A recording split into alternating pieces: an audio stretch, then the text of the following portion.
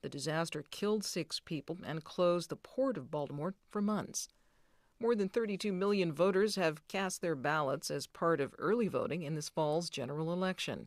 As NPR's Hansi Lo Wang reports, time is running out for eligible voters to get registered in some states. If you're eligible but haven't signed up yet in Nebraska, today is the last chance to register to vote in this fall's election. Eligible Nebraskans can stop by their county election office, or if they happen to be applying for or renewing their driver's license today, sign up in person at the Department of Motor Vehicles. If you're already registered, you may want to check your registration status soon. Voters can sometimes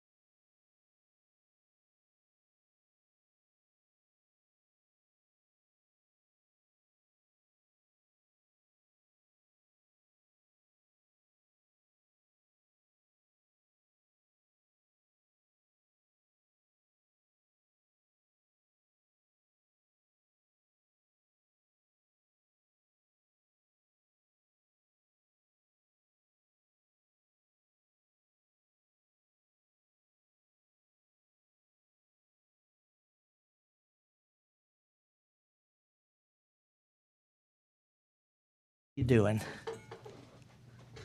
Living life, man. How you doing? So far, so good. Kids all right? Yeah, everything's coming up, even though a lot of things are going on, but everything's coming up roses, man. Yeah, well, they're getting ready. Y'all decorate for Halloween? Not yet. We actually are in the process of moving to a new home, so we haven't had any time to decorate anything. Okay, well, I understand that. Well, the kids got to have something to keep them busy. Well, yeah, I mean, Halloween is big, and, you know, we're going to have the treats and all that kind of stuff, Yeah. but we kind of dialed back a little bit this year. You could be in a new place for Halloween? We are. So you don't know what kind of neighborhood it is yet, right? That is one of my things I'm waiting to figure out. Yeah. Well, we're going to be talking about gardening for the next hour or so, but today is let me back up. I decorate with one thing. I did put a scarecrow out this year, really a harvest figure. It's got an MPB bandana and all that kind of stuff. Hair that looks just like mine, made out of Spanish moss, scraggly, long gray stuff. But I've got a pumpkin, a jack-o'-lantern that's made out of an old three-wheeler tire that I turned inside out. It's got typical Halloween teeth and eyes and all like that, but it's a big, it's just a three-wheeler tire that's been turned inside out like a flower pot, painted orange. And when did you do this? Every year. I've used this. This is like the 15th or 20th year I put this thing out. But anyway, today is live stream. Yes, we are on YouTube. So what does that mean? I mean, you got to brush my hair or something? Yeah, you have to become well, I mean, you're always presentable. I don't want to say become presentable, but yes, we are live on YouTube, and people are tuning in and watching us. Good. Not just listening to us. Yeah, well, I put something on the Mississippi Gardening Facebook. We got like 55,000 members and immediately got like 500 likes and some, 3-4 dozen comments and stuff. So I feel like the pressure's on to be myself. You got that. You got that in spades, man. I did, because it's a live stream thing, and we have the opportunity for people to see stuff. I brought some. What do you call this? What would be the showbiz? Not bling, not props. Props. Props. I was gonna go teacher mode and say visual aids. Visual aids. That's right. Realia. But anyway, what I did was I brought Grant. And by the way, my little thing in here is not on, so I can't see if anybody's calling or not. I can handle it for I'm you. scared to push a button. You're fine. Okay. But I did bring my grandmother's concrete chicken, and I brought a bouquet from my garden. You know, I almost always bring something. But now folks can actually see it. And so we've talked about it. I can hold it up to one of the cameras and get a close-up. But I've got chrysanthemums and asters and basil and zinnias and all sorts of stuff that I just grabbed out of the yard on the way down. Yeah, no, that's beautiful. I've always had the pleasure of witnessing your bouquets that you bring in, but now they're available for the world to see. That's right. And if anybody looks really, really close, looks like I'm ready for Halloween, I got blood on my fingers, that's just because I touched up the little red comb on my granny's chicken, and I got it all more on me than on the chicken. Now, how's Granny's chicken doing this morning? Granny's chicken doing fine. You know, I've been all over the world, visiting gardens, 5 continents, and everywhere I go I see really nice accessory. Louis XIV, Versailles had 8-foot naked goddesses. You know, I've seen Dale Chihuly glass sculptures all over the place. But Granny's chicken is the most important one in the world to me because, first of all, it's the right size for my little cottage garden. It's the right scale for my cottage garden. You know, an 8-foot naked, 8-foot naked goddess statue is not going to go over very well in Jackson, Mississippi. So I put this chicken out there. But also, when I look out at this in my garden, I see my grandmother and her zinnias because she had this chicken in her zinnias, and it's just something that gave her comfort as much as Louis XIV statues. So it makes me feel comfortable. It's the right scale, the right style, and it's a little funky too, and I kind of like that. Well, that's all right. It's funny because when we were doing a little house shopping, we saw a property and it had a Granny's chicken right really? there. And I said, oh, the house had got one? No, well, we didn't get that house, but it had a Granny's chicken. You didn't get the chicken while you were there? We didn't get the. I thought about it. I honestly thought about it, Felder. I was like, should I get the? No, I'm gonna let it stay here. That would not, me stealing bulbs, making the news would be okay, but Java stealing a concrete chicken, that would not play well. Not at all. Not at all. So anyway, I don't know if we've got any callers or not, but it is a live program. It's and it's toll free 1-877-MPB ring. If you want to give us a call and just talk about gardening and stuff, because that's what I'm here for. Now, I do have to get you over to the new house and see what we can do. I found some original plans because the people who owned the house before, they plotted out their foliage. Like they have actual plans of where the trees were going to go. And I should have brought it in this morning, but I'll let you peek at it. Let's do that. And there's something that ain't there anymore, I'll be able to tell. Yeah. I work so much with people. I don't give so much landscape advice. I do garden consultations and all like that, but I wouldn't dream of telling anybody what to plant where unless it's something that I thought would work and would be there without a whole bunch of care.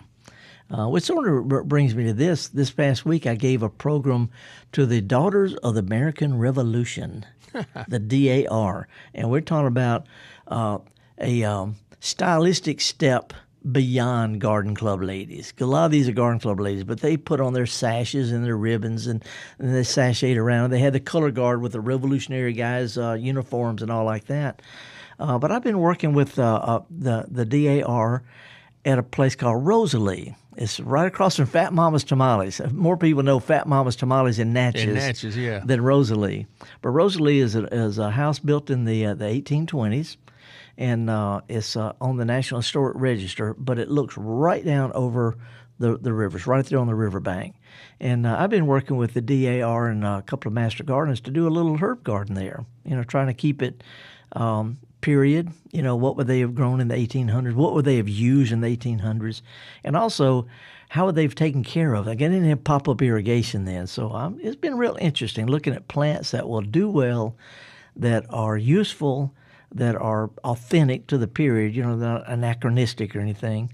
And one of the plants that they use was a type of basil. I brought some here. Matter of fact, let me see if I can pull this out. I'm going to lean around to this camera back here, if you might can see that. I don't know if you can see that, but it's a kind of got purple stems and dark green leaves and spikes of kind of lavender flowers. It's called African blue basil.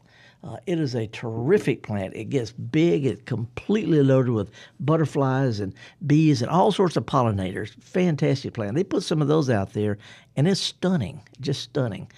So anyway, this is a plant that's edible. It's historic, it's interesting, it's pretty, it's good for pollinators, doesn't need any care to speak of, and that's my kind of plant, African blue basil.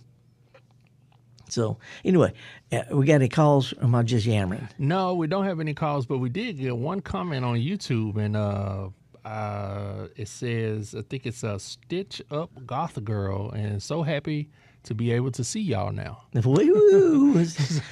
by the way, you could actually come in here and turn this thing on, but you'd be seen on the camera. Yeah, it's a little button behind the screen. We'll get to it in a moment. No problem. There's a lot of things going on right now. People getting ready for fall. Planting. I've been to several garden centers, and they've got their pansies, their violas. They got kales. They got snapdragons. Little dusty white, Dusty Miller. And it's just real easy to come up with a combination of plants, even if you got a tiny garden or if you got a big garden and need a little spot of color. This is the time of year to plant for winter and next spring. So one of the things we're doing at Rosalie is coming up, putting things out now that will be at their peak next year during their spring pilgrimage and all that. But things like kales and violas and pansies, and stick a few bulbs in there, but one big pot or maybe a group of little pots, maybe 3 different sized pots in one area. Just put a whole bunch of stuff. Put a bush out there, a little dwarf nandina that you can put in the yard later. But if you put out any of these kind of things in a combination, it looks like a bouquet. It'll go through the coldest winter that we could possibly have. So anyway, it's no.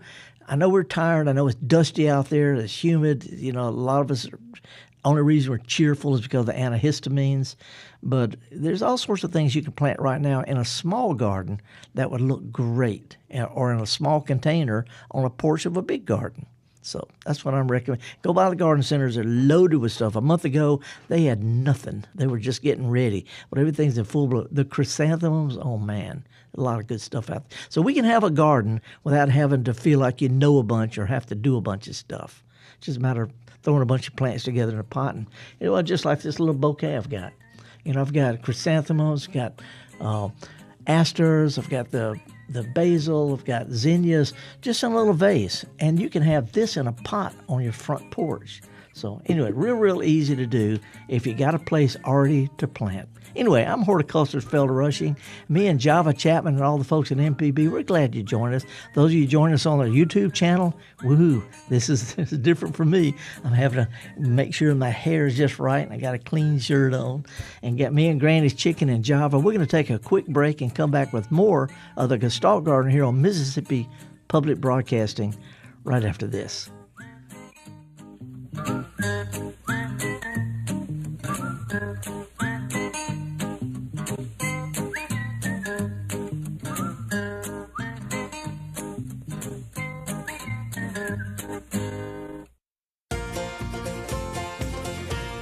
Connect with the people looking to connect with you. Become an underwriter with Mississippi Public Broadcasting. For more information, go to mpbonline.org/more/underwriting. This is MPB Think Radio. Mississippi is our mission.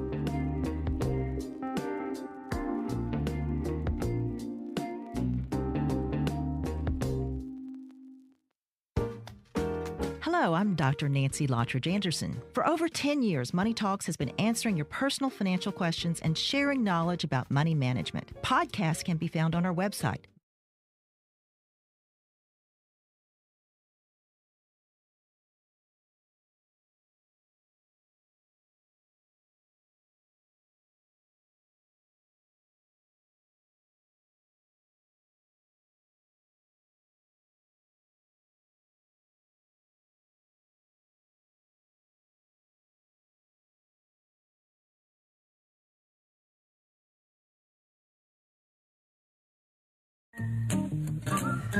All righty, welcome back, folks. Horticulturist Felder Rushing. Java, did you get the really cheesy tune I sent you today? Yeah, I got it. I can't wait. I can't wait.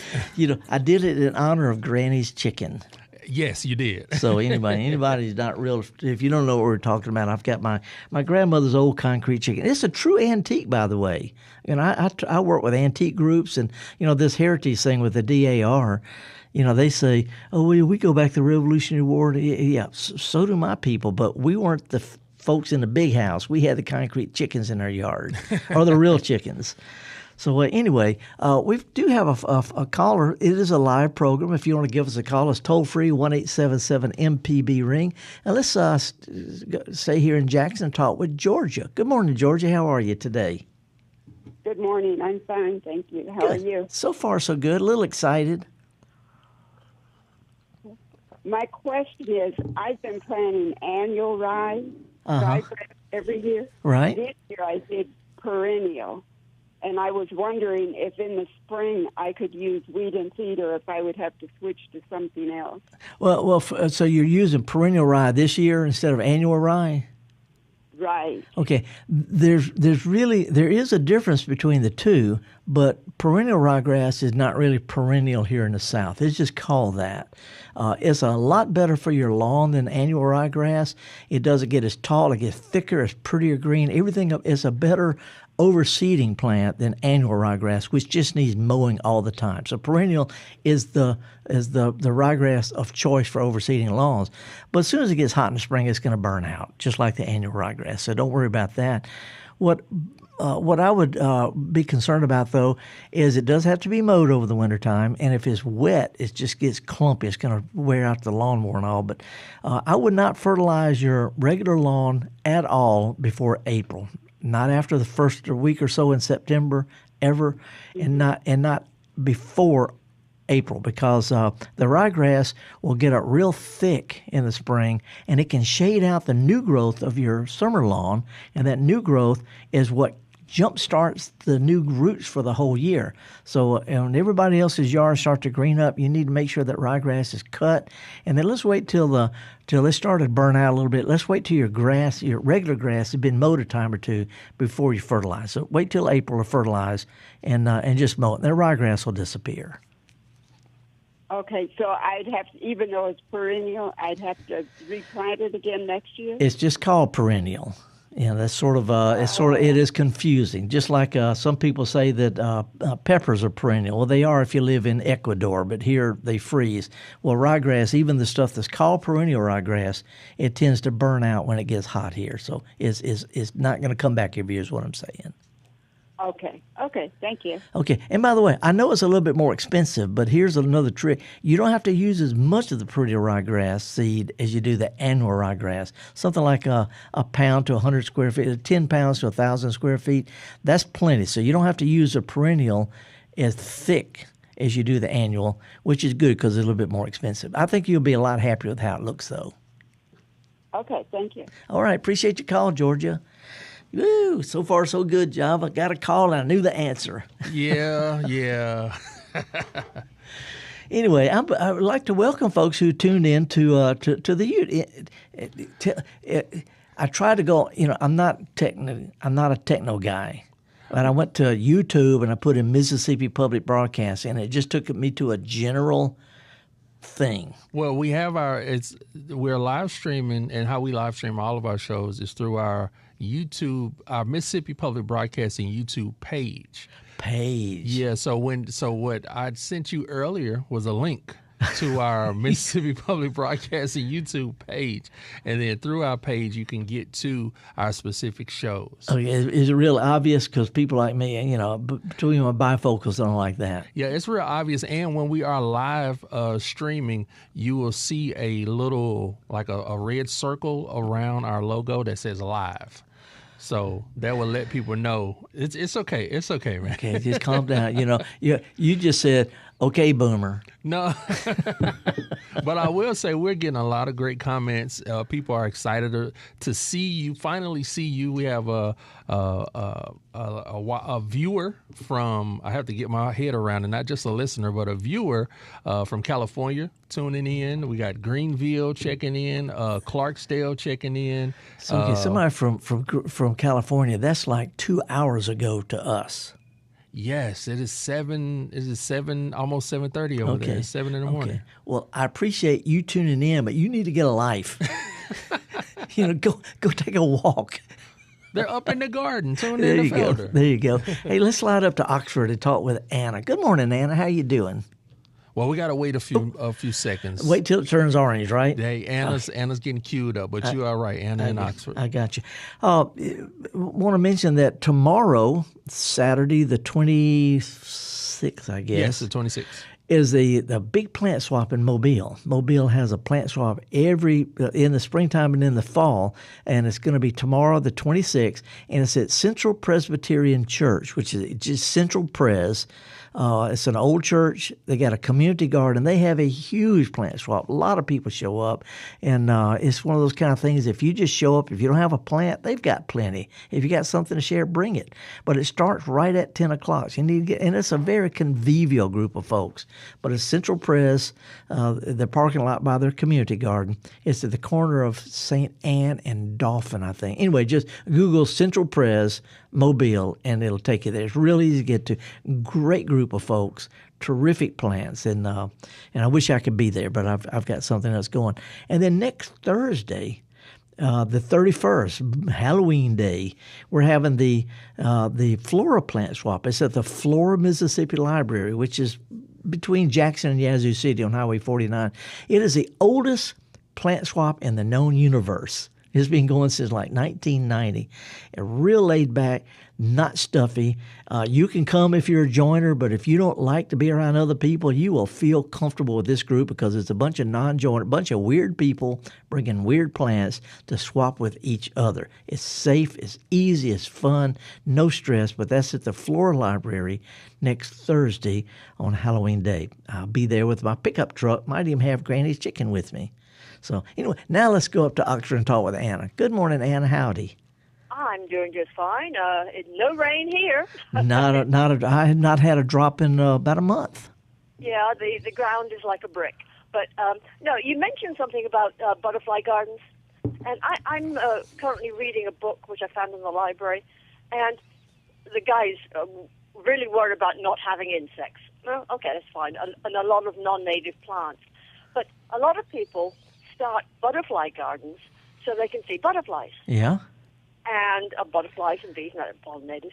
But they don't think about where the butterfly or the larvae eat. They don't usually eat where they get their flowers. Yeah. And I mean, I know a lot of people plant the milkweed, and that's fine. But there are a lot of plants that the butterflies go to, but their insects need to have food. Yeah. I mean, so their babies, the larvae need to have food. And so I think it would benefit these people if they put out the food plants for the butterflies. Yeah, or at the very least, if you got caterpillars eating your plants, leave them alone because those are teenage butterflies. And yeah, teenagers are hungry, but if you've got caterpillars in the garden, they're usually not going to kill. The armyworms, the tomato hornworm, all those kind of things, they turn into butterflies and moths. So anyway, it's not fair. What you're saying is it shouldn't be considered fair to just have the dessert without having to help cook in the kitchen. Yeah, that's right. And this book is really. I tend to be more conservative, and I don't like bugs on my plants. But on the other hand, this book was, it's kind of an interesting thing. It's called Bringing Nature Home by Douglas Tallamy. You may have read it. I know Doug well. Doug and I have had beers together after lectures, so I've known Doug a long time. Now, he tends to go a little bit overboard to sell his book. Yeah, I think so. but at the same time, everything he's saying is great. He said, put an oak tree out there. There's so many insects that feed on oak trees, but also things like goldenrod. People don't realize that the milkweed isn't there so much for the flowers, for the butterflies. It's there for the caterpillars that they depend on to eat. But anyway, I've got a wide variety of flowers and shrubs and trees in my yard.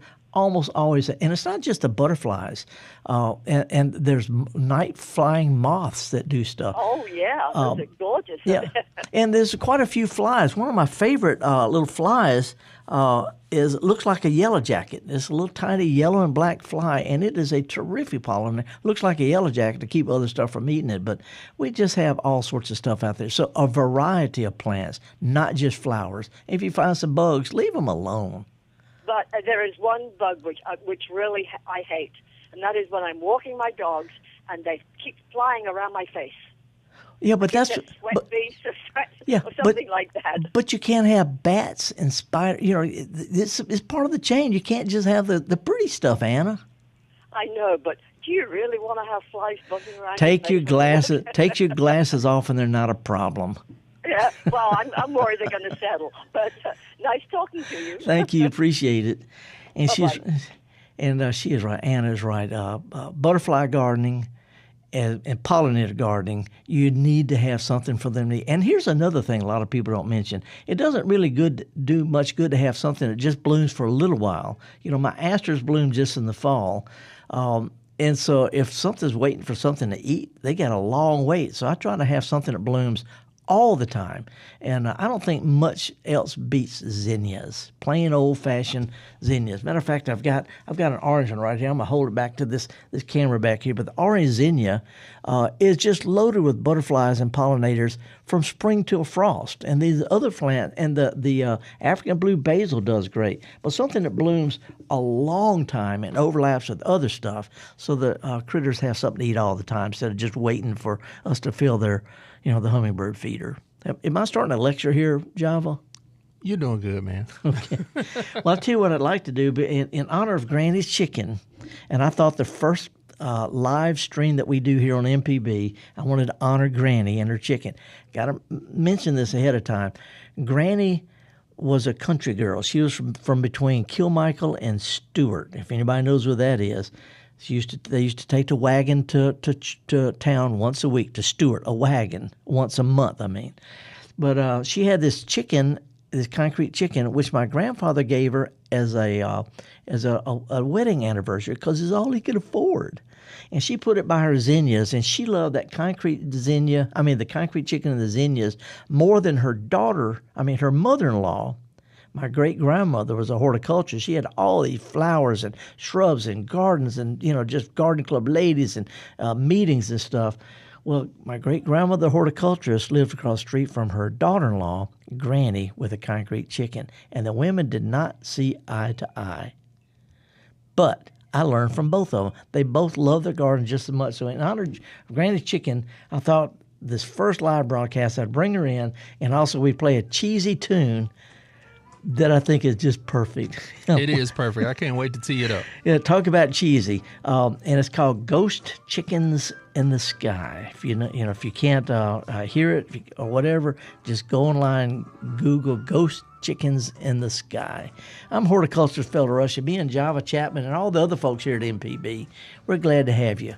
And we're going to take a little break. Little cheesy tune to come out with your live calls. Toll free 1-877-MPB ring. Thank y'all for joining us, both listeners and viewers. We'll be right back with more after this.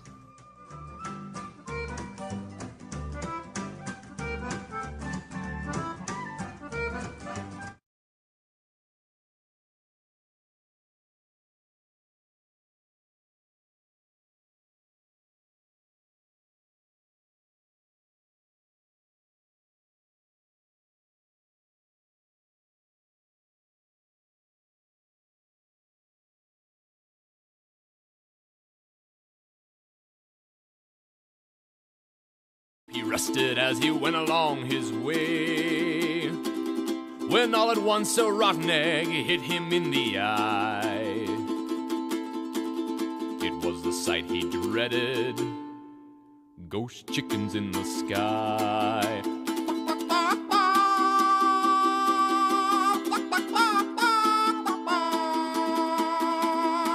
Ghost chickens in the sky.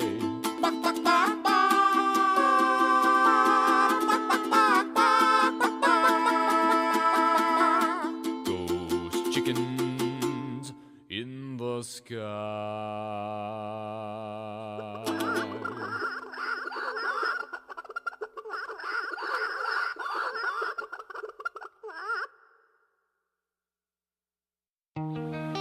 What can you do with the MPB radio app?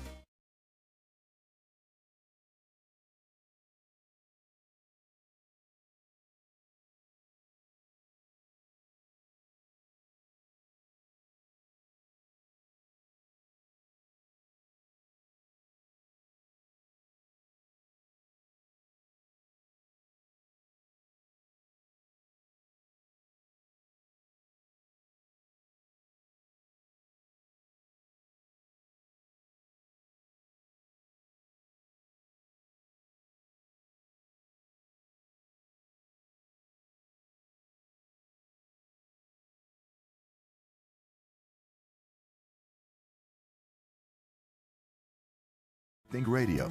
To call the show, dial 1-877-MPB-RING. That's 877-672-7464 or email garden@mpbonline.org. This is MPB Think Radio.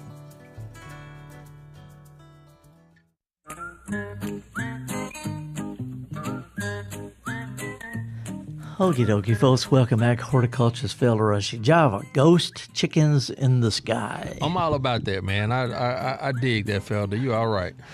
Well, you know, we're just trying to have a good time. It is a call-in program, folks. I know some of you got questions about your lawns. You know, we're starting to see stickers.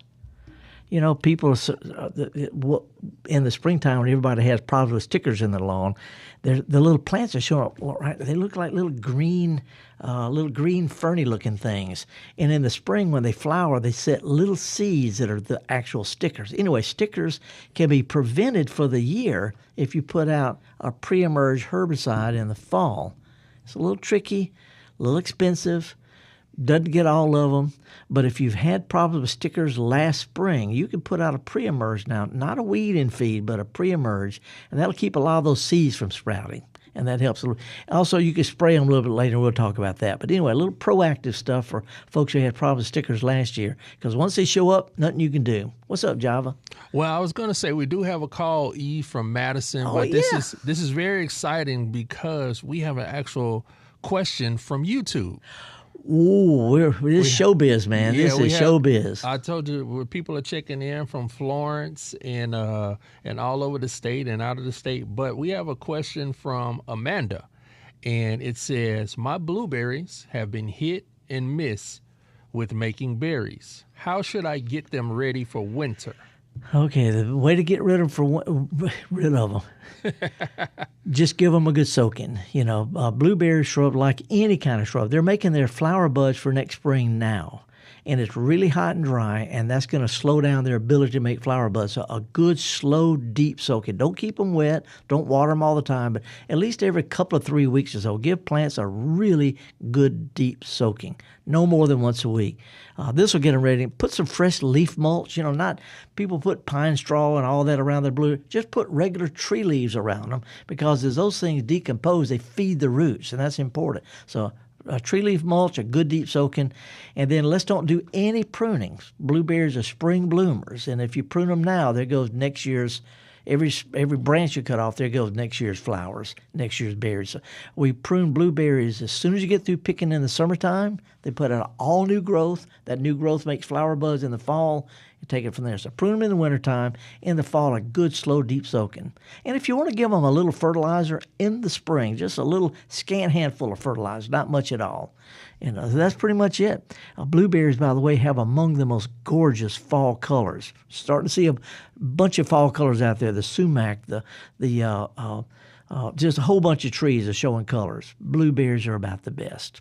Anyway, hey, let's go, and appreciate your writing in about that. We got a YouTube watcher. Yeah, thank you, Amanda. We appreciate that. Now let's slide up to Madison and talk with my old friend Eve. Eve, how are you doing? Felder, I'm doing so good, and I'm listening to the program and the people who want to start butterfly gardens. Yeah, and you know a thing or two about it. I do. I mean, I'm not trying to be a show off or anything, but I've been doing butterfly gardening, as you know, Felder, for over 30 years. You and I will brag on you. were behind having a butterfly house. Was it 20,000 or 30,000 square feet? A butterfly house at the Jackson Zoo back in the 90s, early 90s. Anyway, we filled it with plants and had a water garden and all sorts of stuff and butterflies. And we even went over to Callaway Gardens to their butterfly conservatory to see how they did it. Oh, it was a great trip, Felder. But I have a thought about the people who want to do a butterfly garden, especially regarding the host plants for the caterpillars, which I call cats. Cats, yeah. There are really only 3 species that you can raise comfortably that will not die, and that is the black swallowtail on parsley. Parsley, yep. The Gulf fritillary on good old Mississippi maypop. Maypop, Passiflora. Yeah, not Passiflora. It's not the one that you buy at the garden center. That's fancy ones. Not the fancy ones. That we don't. These are the kind that you see in a field on a fence post. Yeah, old country always covered with dust. That's right, the maypop. That feeds the Gulf fritillary butterfly. And the other one would be in the spring, plant a lot of little cabbage plants, and you'll have the cabbage white butterfly. Yeah.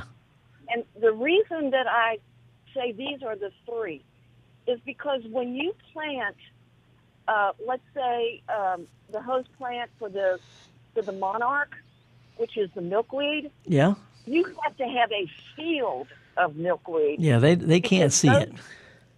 You cannot plant enough milkweed. If the female lays eggs on a plant, there are going to be hundreds, and they will all starve. Yeah. So yeah. I don't recommend milkweed at all. Well, it doesn't come amiss to have some, but don't depend on them and don't starve your have enough. Well, it's hard to. Now, right now, I'm rearing the Gulf fritillary butterfly on maypops, and I promise I have hundreds of them. Wait, Eve. You're not rearing them. You put it out there. You can't keep them off your plant. No, I cannot. I have hundreds of them, and they go through the complete metamorphosis, or if I want to, I can bring the larvae and the chrysalis in the house and watch them emerge. I still like to do that. But I have a lot of maypop. Yeah. You have to have a lot. Yeah. Otherwise, you're starving these critters. Yeah. Now, the parsley is another situation, because you can plant parsley now, and you have the most gorgeous black swallowtails in the spring. Also, you can go to Kroger or a store, buy parsley, rinse it off really well for any herbicides, and you can feed your caterpillars the parsley. Yep. Very effective. A lot of people don't realize parsley grows better over the winter here in the South than it does over the summertime. It just sort of sits down in the summer. But I've got some in the back of my truck. I always plant parsley, and it's pretty. It's a real pretty emerald green. And the worst thing can happen is some big old pretty caterpillars will munch on it, turn into butterflies, and that's hardly a win-win thing. But anyway, I don't plant those plants for me. I plant them for the butterfly caterpillars to just chew on and eat up. But really, those 3, you will have success. You can go out and find partridge pea, but that's hard to do. Yeah, I would just say, and again, because the Gestalt Gardener is more about amateur gardening, I would say just plant a lot of different kind of stuff, and if you plant a few things that are good for the butterflies and for the caterpillars, and expect them to eat it up as part of it. If it bothers you, put a little sign out there saying "Caterpillar Farm," and let it go. Now, another thing that you got to have are nearby. You've got to have the nectar plants. Yeah. Because when these butterflies emerge from the chrysalis, they're going right to nectar. Yeah. Yeah. And I plant zinnias right by my host plant. Zinnias are hard to beat. I have butterflies all day long. We have, of all the, I think we put 30-something different kind of butterfly plants in that butterfly house at the zoo so many years ago. Right. And I would have to say, if there was one plant to put in your garden to attract butterflies, it's zinnias. Absolutely. There's a lot of good ones. Lantana is good. My African blue basil is just a knocked out plant for pollinators. But anyway, the main thing is plant a variety. if you find some caterpillars, cut them some slack. Come on, they're just teenagers, and it's an important thing. So, anyway, Eve, really good to talk with you. Thank you, Felder. You're, I was for our trip together. It was fabulous. That was good. Anyway, thank you, Eve. We got a scoop, but appreciate your call. Absolutely. Bye, Felder. Yeah, Java, there's some people out there who are enthusiastic.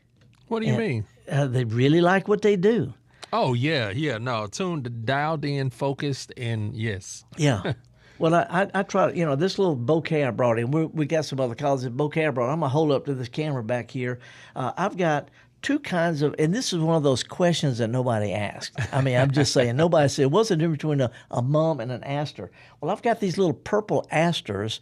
This is called aromatic aster. It's native to Mississippi. It makes a dense, just completely covered with flowers. Comes back, the hotter, the drier, the more miserable, the better it grows. It grows in West Texas. But I also have this big, tall thing called, a lot of people call her Country Girls, with Clara Curtis mum, and including a kind of I don't know what color that is, but anyway, the mums, the zinnias, the asters, they're just really, really good plants for the garden, plus they're loaded with butterflies. So anyway, just want to throw that out. Anyway, let's go to Mandeville, Louisiana, talk with Peg. Good morning, Peg. How are you? Hi, Felder. Of course, I already knew what you look like, so, don't really need that YouTube. But I don't mind. Yeah, well, I comb my hair just for the YouTube folks. So what you got? Yeah. What's up today? Well, I wanted to know, I've got an area I want to put ferns in, which is very shady, and but it doesn't get a lot of water. And if I put anything in, I wanted it to be kind of maybe evergreen. Is there a good southern evergreen fern that I could make a there's actually several. Cinnamon fern is evergreen. If you got shade all the time, one of my favorite evergreens is called holly fern.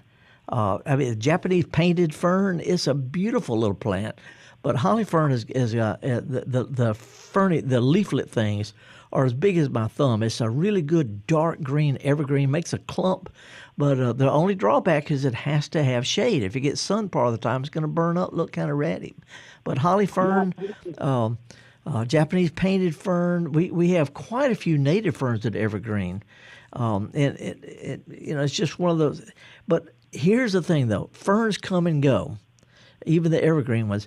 You need to have, my opinion, you need to have something out there all the time, and that's what a stumpery is for. Have you ever heard of a stumpery? Oh, I put one in years ago when you first mentioned it. We're doing a shade garden thing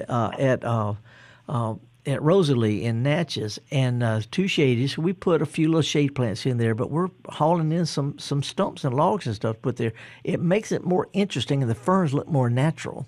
But anyway, another good evergreen fern is the one that you see on old pecan or oak limbs. It's called the resurrection fern. You see them growing on limbs of trees. Mm-hmm. I have some of the logs. A neighbor just put some out on the curb, so I got in my truck and went around and dragged them home. But that native resurrection fern on logs just laid on the ground.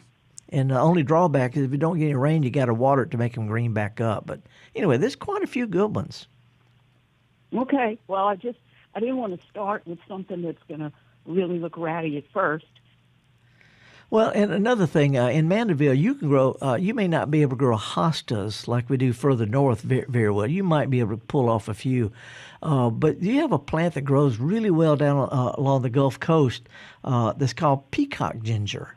Peacock ginger grows to the ground cover. It's a fantastic-looking plant that needs shade. So, and some of the shampoo gingers, there's lots of really good plants to have texture that will make the ferns look better. Well, do you think, as far as the watering goes, that's what I'm afraid of, being not near the water? If it stays wet part of the year, then the plants are going to thrive. But plants that thrive in moist soils are going to need to be watered in the summertime, because we have really long wet and really long dry spells. And like my resurrection fern right now, I got to wet it down at least once a week, or else it just turns completely brown. But anyway, plants that are used to water are going to need to be watered during the late summer and fall. All right. Well, that's great, because I wasn't even thinking of the peacock ginger and I didn't think of adding anything to my stumpery. Now I've got all kinds of new projects to do. Oh, there's tons of stuff. Our native hooker. There's just I got a little stumpery in my backyard. It's one of my most fun projects. I've got clumps of striped monkey grass, plain old striped monkey grass.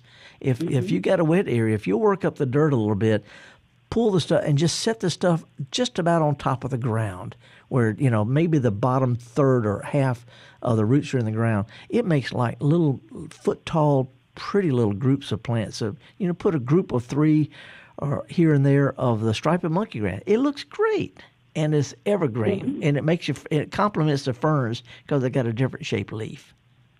Right. All right. I can't wait to go get my shovel. That's what you get for asking. You got too much to do now. Yeah, you're right. Appreciate it. Thanks for your call, Peg. Okay. Oh, Java. Weird world, man. There's so much going on out in the garden right now. People are saying, oh, I can't wait till spring. I'm going to miss my flowers. It's just garden. I just hate it when things get, we can garden year-round here in the South. The Sasanko camellia is starting to bloom. We got good fall color. The daffodils are coming up. We have daffodils that will bloom reliably year after year after year, even on the coast, so in the early blooming types. So we have tons of, and between the pansies, the violas, and kales, there's... Okay, we got a camera, so I got to make sure I don't make too bad a face. Stop whining about not having stuff in the wintertime. Just stop whining. We got some great stuff. I'm glad that you are aware of the cameras. Yeah, well, and I shouldn't say stop whining, but a lot of people, they do think traditionally spring. Spring colors easy. Summer colors not that bad. Fall, we got quite a few things if you choose right. But you can have a great-looking garden in the middle of the winter if you plan it for that. I was just speaking with my barber the other day. Barber? Explain. Barber. What's a barber? The person who cuts your hair. What? Cut your hair? Oh, Felder, you don't know about that. I haven't had my hair cut since 1990. But I was speaking with my barber about a winter garden because he was getting into it a little bit. His son is starting to plan and really wanting to, make things for production. Planting. He was planting some broccoli, and you know what I told him to think about for over the winter? Kale.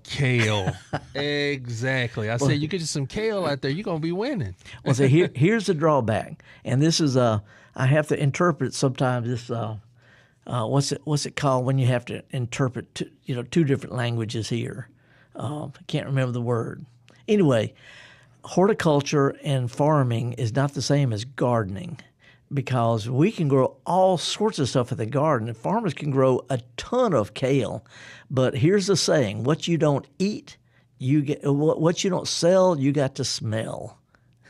And if people don't buy kale, you got a lot of it to eat. Yeah, but it wasn't too big of a garden. So, no. But yeah, I did suggest the kale. Well, they had this thing down at the Crystal Springs, the Extension Research Center down there. They have this thing called Fall Garden Day. It started out as Fall Field Day, where they grow all this stuff in the late summer and fall to show farmers what you can grow in the season when most people give up.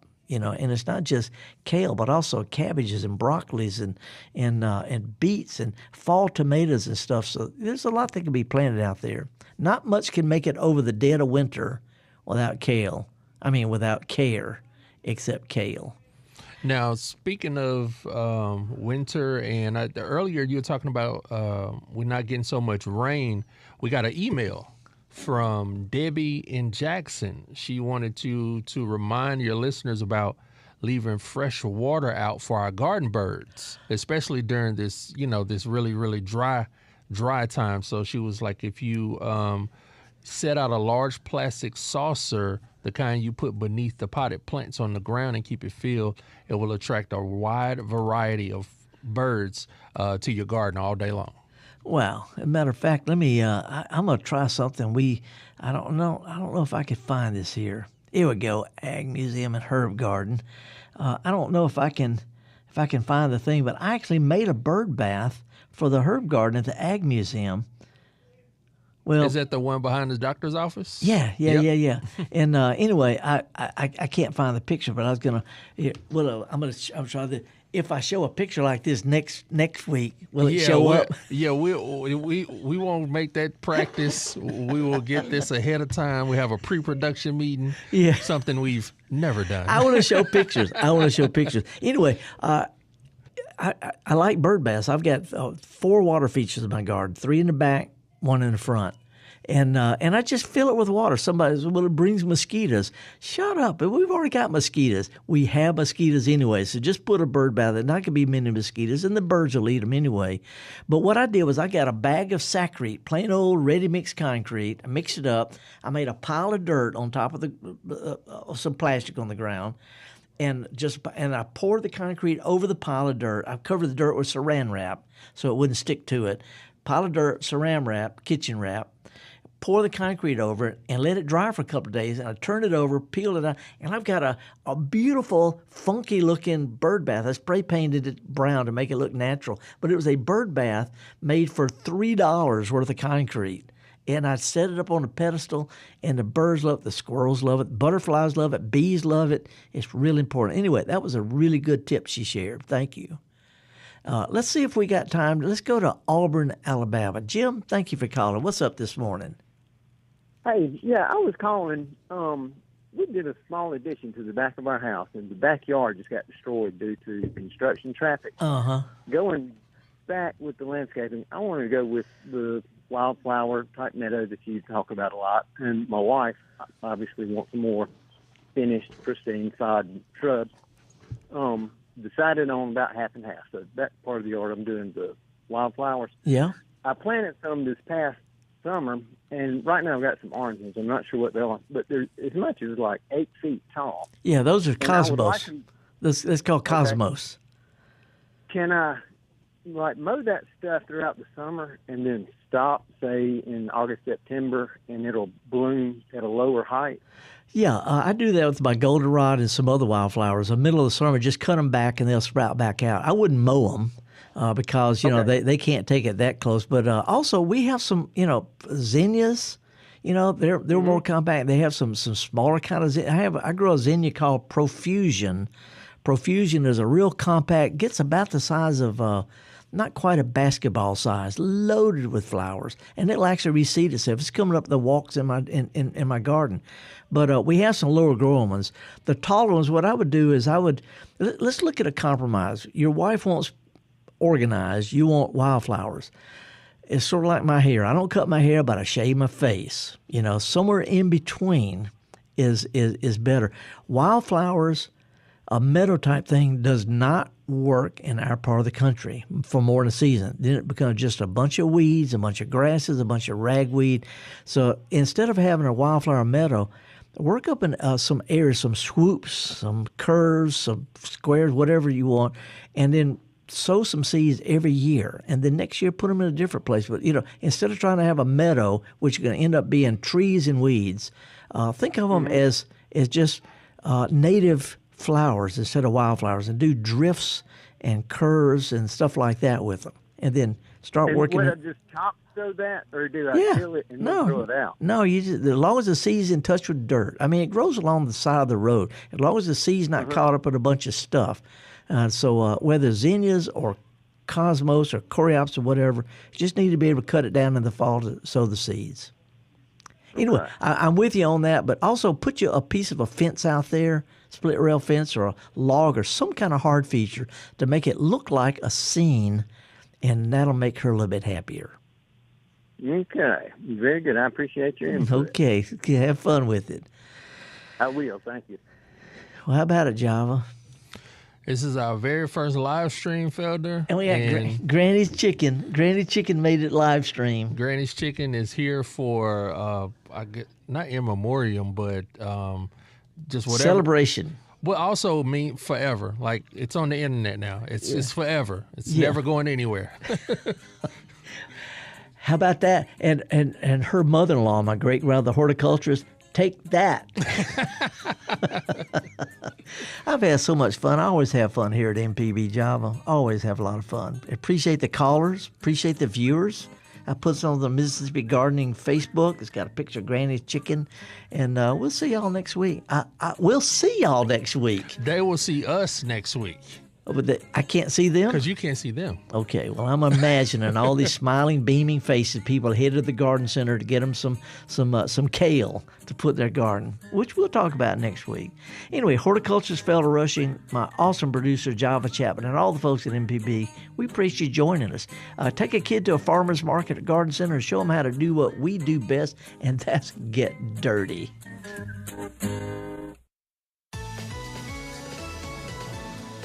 This forecast is underwritten by Blue Cross and Blue Shield of Mississippi. Smarter, better healthcare. More at bcbsms.com.